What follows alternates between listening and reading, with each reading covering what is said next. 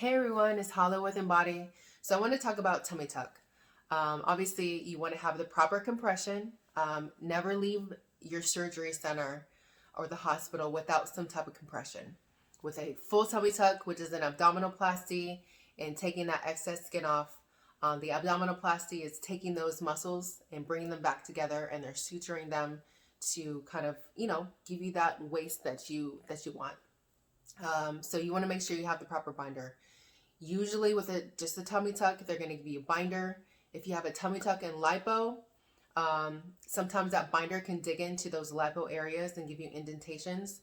So I really suggest that. I love those postpartum binders. They're longer. You can adjust the compression. And you can, again, if you have lipo, you can get the postpartum and wear that. You can wear the foam and the boards with that. You can wear the faja, which obviously is more compression and more coverage as well. So a lot of times clients will do the faja, foam, and boards, and even wear the postpartum on top of it for extra support. But again, we're not waist training, so make sure that it's not too much compression.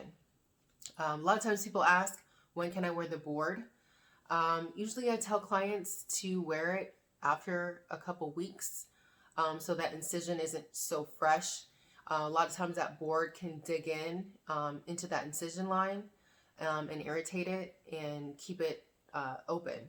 So just make sure that, you're not wearing it too soon. You know your body, you kind of know how it feels. If it's irritating it, take it off and just wear the foam and the compression garments. A lot of times I tell clients to get those poise pads. You can, wear them around the waist area over that incision, and that can sometimes protect you from getting that board pushing on that incision as well without having to, keep taping. And then sleep. So obviously when you're sleeping, you never want to lay on your stomach with a full tummy tuck because you don't want to lay flat. You want to protect that area and keep it from stretching out. You don't want to pull any sutures or open up the incision. So a lot of times my clients will sleep in recliners. So you're kind of, protected and you're not flat. If you had a tummy tuck and BBL, I know sometimes you don't want to sit on your butt immediately. You can use a bobby pillow. You can bolster yourself with really soft pillows and obviously stay inclined so you're not stretching that area out. If you're sleeping in the bed, I love those wedge pillows. You can get those on Amazon. And it supports you from behind so you're inclined and you have something wedged under your knees so you're not, fully stretched out. You can also bolster yourself with pillows in the bed. So, you can kind of just make sure that, again, you're not lying flat and stretching that area out. And another thing, I see this a lot when my clients get off the massage table, sitting straight up. Please do not sit straight up. You don't want to pop stitches. You don't want to open incisions. So if you're trying to get up from a seated position or the bed, roll over to the side first and kind of slide off. So you're not, you don't want to pop anything.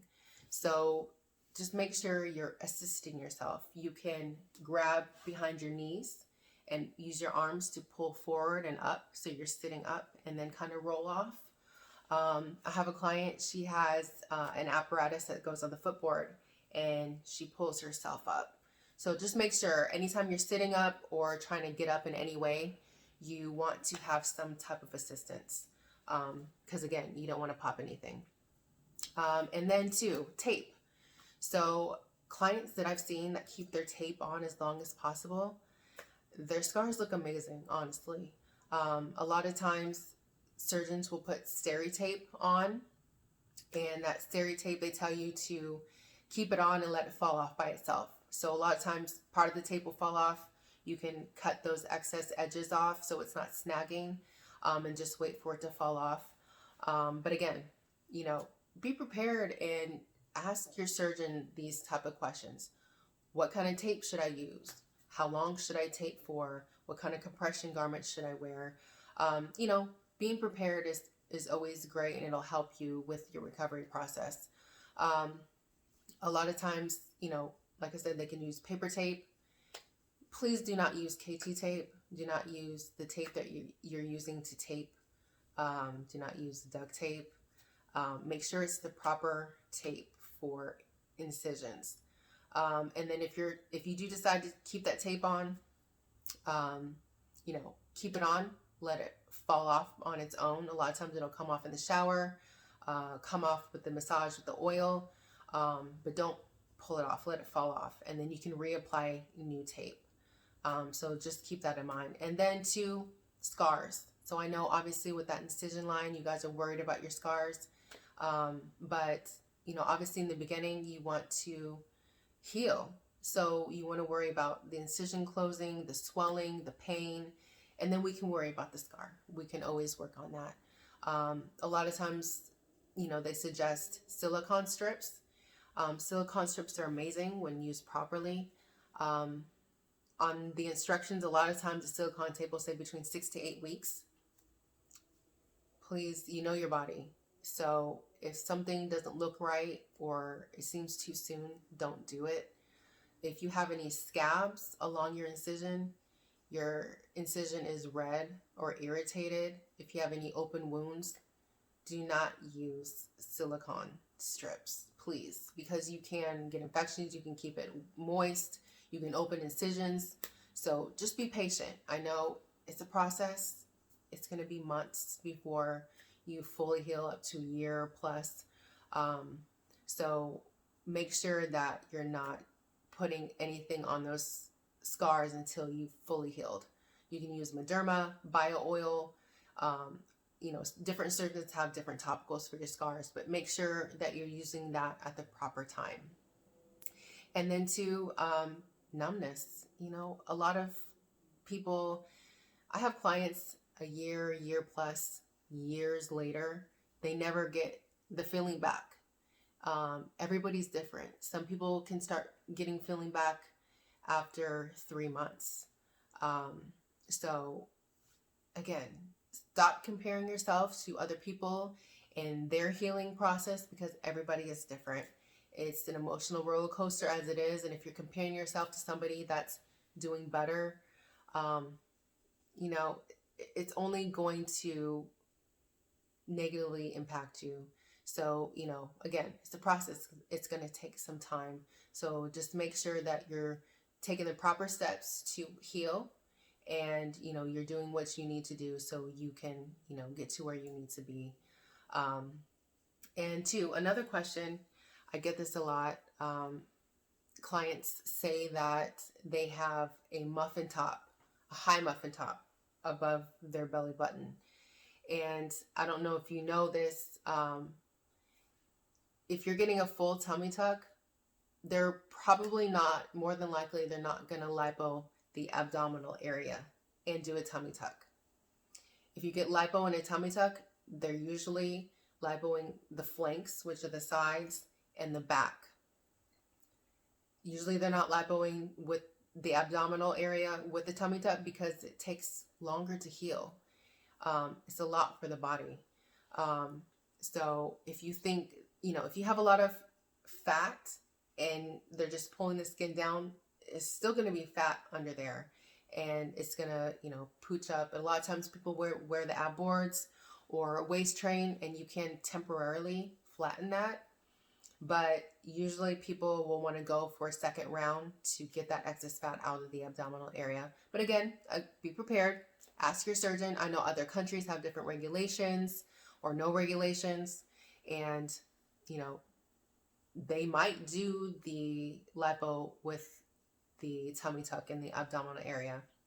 But just another thing for you to kind of consider, before you get your tummy tuck, just to be aware of. And then two, get your massages. A lot of times clients, you're going to be guarded, and it's going to be kind of scary to sit up. And obviously you don't want to do that too soon.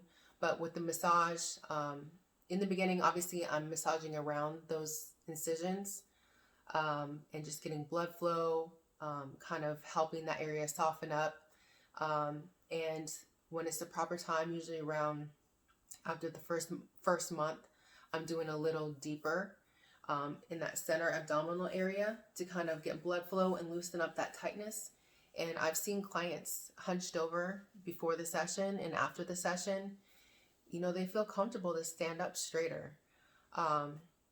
So, you know, definitely have some type of support. Get massages that you're supposed to massage, or massage yourself. And, you know, obviously you're not massaging open wounds, and you don't want to be too rough, but you can get in there and kind of loosen up those abdominal muscles. So I hope that helped. If I left anything out, please message me or, you know, DM me. You can see more information on my IG page at Embody Recovery, my YouTube at Embody Recovery. And, you know, I mentioned that I was doing a recovery house. I'm actually doing a recovery B&B. So I'm going to have 3 rooms, and you can rent it by the room, or you can get the full floor with obviously the kitchen and the bathrooms. And you can either bring your own nurse to help take care of you. You can bring family members or friends and recover that way. I am partnering with Jillian from Post-Op Care of Atlanta. She's amazing. She does the transportation, she does your meals, she does your care. So, you know, if you want to be in that space to help recover and then have her come help you, that'll be awesome as well. And of course, I have the spa, so you can get your massages while you're there as well. I'll be going live with my website and all my services that I'm going to offer as well in May. So, you know, just stay posted. And again, I hope this helped, and stay well.